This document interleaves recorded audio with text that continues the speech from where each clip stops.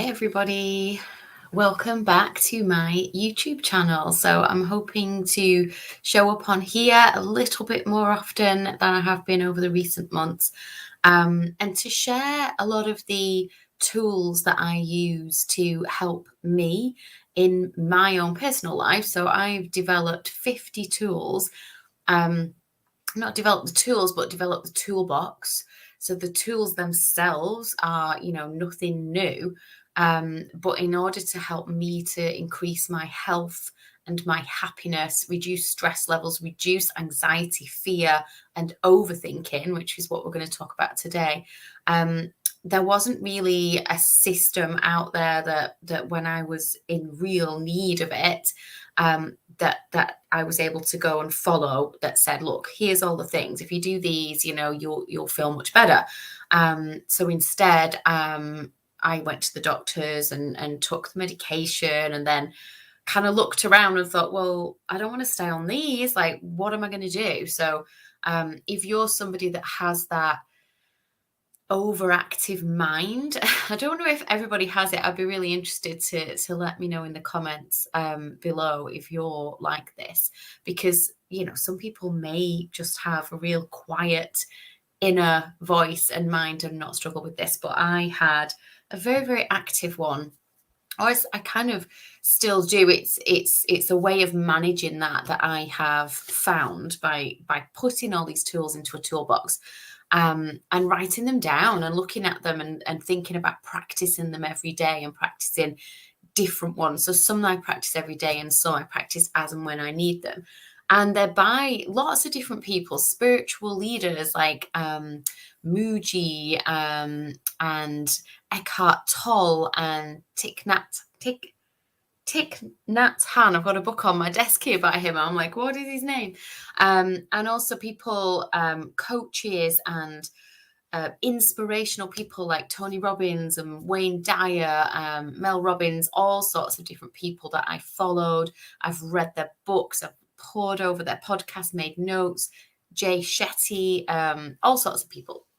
So the tool that we're talking about today is overthinking. And a lot of these tools that I use, I find that I need to separate them, but they do overlap. So a lot of it is yoga.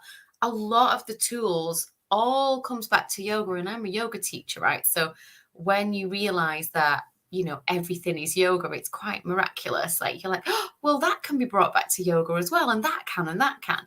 So overthinking is obviously working with our mind. And the first tip, I'm gonna run through 10, and I've got some notes so I don't forget any. But the first one is awareness. And the more I do these talks and videos on Instagram and TikTok and all the rest of it, through talking through my tools, the more I realize that everything starts with awareness. Like if you are not aware of your own little habits, we call them samskaras in yoga. So think of a record player and those grooves on the record player. We are all different. We are all unique, like our fingerprints. So your personal experience is going to be different to mine that is going on like in your head. So you need to do that work. There is no shortcut to getting aware of what your thought patterns are. I can give you a few tips around how to do that, but essentially awareness is key to any of these tools. Like we must be aware of what it is that we're doing in order to affect any kind of change. Otherwise, thinking about that record player without awareness, you've got nothing. It's going to go round and round and round, and it's just never going to be any different. The groove is just going to keep getting deeper and deeper and more entrenched. So if you want to reprogram and rewire your brain to think differently, then you must first of all be aware. Tip number 2 is meditation, and this is a separate tool. This is like tool number 1 in my toolkit of 50 tools. And I do some meditation every day, like even if it's just, and it often is just 5 minutes in the morning before I start my day. Meditation is a wonderful way to help with overthinking, because if you think about going to the gym to build those biceps and those muscles, what we're doing with meditation is we are building the muscle to help our minds to be able to use our mind as a tool rather than the mind just going off and being like an untrained puppy or a dog that's not had any training whatsoever, and it's off doing what it wants to do. So you need to be in control of your mind. How do we do that? We do that through meditation. Again, it's the practice, it's the discipline, it's the long, hard yards that you put in every day that is then going to benefit you later on. So tip number 3 is mindfulness, to be more present. So overthinking will tend to be never in the present moment. You're not going to be overthinking a task that you're doing right now. Usually it's overthinking something in the future. So it's going over and over something that may or may not happen. It might happen this way. It might happen that way. This person might do this. They might do that. I might get lost. I might lose something. I might gain something. It's overthinking the future, or it's ruminating and overthinking the past. So if you can draw your mind into the present, that is super powerful. So you're going to be, again, building that muscle to stop the overthinking by awareness when you notice it's happening, practice with your meditation work, and then in the moment you can, I'm overthinking. I'm thinking about something that's in the future. That's ridiculous. I'm going to bring myself back. And a good way to bring yourself back is to use your senses. So to bring in as many senses as you can in the moment. What can you see? What can you smell? What can you taste? What can you touch? What can you hear? So really bring yourself into those senses, and that aliveness right now. It really brings you into your body. It brings you into the now, and you will definitely get out of your head if you do that. Tip number 4 is to write your thoughts down. So if you can get a journaling practice when you're catching yourself in those moments where you're overthinking, just get a little journal and write it down, because that's going to help you to go back to tip number 1 and get the awareness of what your patterns are. Like, what is it that you tend to overthink? Is it the same things every single day? And it probably is. There's a statistic out there somewhere that, we think the same thoughts. We have 60, 70,000 thoughts a day, but I think 90% of them are the same that you had yesterday. Your same problems that you're trying to go over and over like a little hamster running around that wheel in your mind. It's the same every day. We don't tend to change them. So that's really interesting. So if you can get your thoughts written down, it's a bit like also going to speak to a counselor or a therapist. That tends to be powerful as well, because you're not aware, because you're in there, you're too involved. So if you can speak out to somebody like a third party, and journaling acts as a bit like a little counselor or a therapist in your pocket, then you can draw out like a little, like of Harry Potter, where they draw out the thread from the ear or the head. You pull it out. Was it called the pensieve? And then you put it in, and you can just see. You can see it for what it is, and you can be like, why am I thinking about that? That's ridiculous.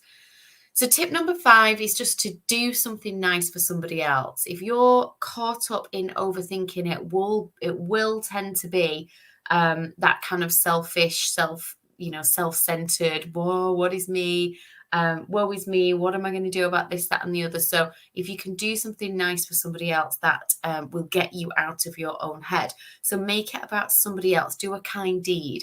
Go and take somebody out for the day. Go and do volunteering somewhere. Just do something nice for somebody else, and that will help get out of your head. Tip number 6 is, instead of thinking about what might go wrong, which is what the overthinking is probably doing, constantly thinking about the negative. What if this? What if that? What if this happens? What will I do if that happens? So instead of thinking about what might go wrong, instead flip it and think about what could possibly go right in this situation. What could possibly go right? What would be the most wonderful outcome that I could possibly imagine? And just use your mind for good, for creativity, and for positive rather than negative. So again, catch yourself doing it and see if you can change that around. Because if you do keep thinking about, what could go wrong, the law of attraction gets to work then, and then things do go wrong. If you've ever been like, oh, I'm having a really bad day and this happened, and then you're ruminating on it and something else happens, and it's like it builds momentum. If you can change that instead and build momentum for something positive, and to start your day with gratitude is always a good way to do that. Tip number 7 is distraction. So if you're really stuck in your head, you've tried to be aware, you've tried the journal, you've tried talking to somebody, then just break off from it and do something else. Just go and do something completely different. It could be learning a new skill. You could have a hobby. You could read a book, because you can't really be overthinking when you've got your nose into a good book. I just recently got myself back into a good book whilst we was away on holiday at the weekend, which was lovely because I hadn't picked it up for ages. And then once you get into it, you can't wait to pick it up again and find out what happens. So, go in the garden, again, bring yourself back into that present moment.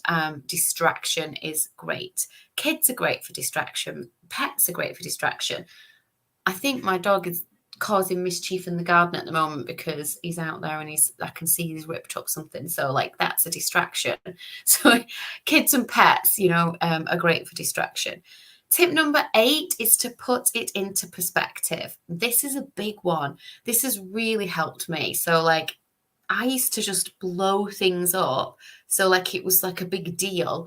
And it was really serious. And, it was like the end of the world if something that I was thinking about didn't go according to plan, or didn't happen, or, got cancelled or whatever. But step back and put it into perspective, because you'll often find that it's really not a big deal. Are the things that are concerning you right now, can you imagine that they're still going to be an issue in 5 years' time, 10 years' time? Or will it be like, no, that's ridiculous. We'll never be giving it a second thought. So put it in perspective. Tip number 9 is to set a timer. So if you are going to think about something, so you want to use your mind as a tool, as it's designed to do, to think, to use your cognitive, powerful computer brain to work something out, maybe set a timer. So I'm going to give myself 20 minutes to sort this out, and then I'm done. If you kind of think, oh, I'm going to need an hour, half it, just do 30 minutes, 40 minutes, 20 minutes. And then move on. Do something else. Do your gardening, read a book, go for a walk, bring yourself out of that thought, because it's exhausting to constantly be thinking.